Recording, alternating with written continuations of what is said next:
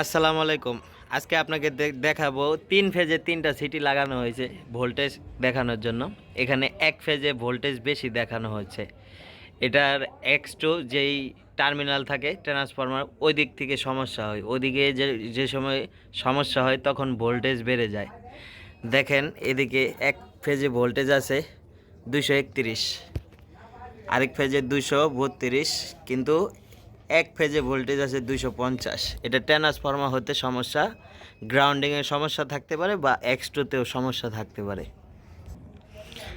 এটা স্বাভাবিক ভোল্টেজ থাকবে সর্বোচ্চ 240, এর উপরে না। এর উপরে যদি হয় ট্রান্সফরমার সমস্যা আছে। এখানে আমাদের পল্লীবিদ্যুৎ ভিত্তিক ট্রান্সফরমার তো 3টি আলাদা আলাদা 75 কেবি, 3টাকে একসাথে X2 শর্ট করে এখানে 225 কেবি বানানো হয়েছে। তো এখানে একটি ব্যাংকে ভোল্টেজ জনিত সমস্যা, এই কারণে এই ফেজে ভোল্টেজটা বেশি দেখায়। এখানে X2তে সমস্যার কারণে ভোল্টেজটা অনেক হাই দেখাইতেছে, গ্রাউন্ডিংয়ে একটু সমস্যা আছে, এই হলো সমস্যা। আপনাদের আমি এই প্রিপেড মিটারও দেখাইতেছি, ওদিকেও ভোল্টেজ বেশি।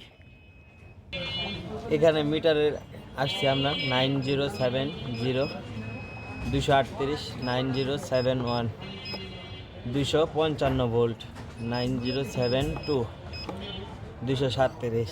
এখানে খুঁটি থেকে প্রবলেম হয়েছে এই মিটারে এবং এই ট্রান্সফরমারে।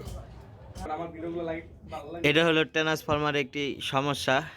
পরবর্তীতে আপনারা কি ধরনের ভিডিও চান কমেন্ট বক্সে জানাবেন, আমি ভিডিও বানানোর জন্য চেষ্টা করব। সবাই ভালো থাকবেন, খোদা হাফেজ।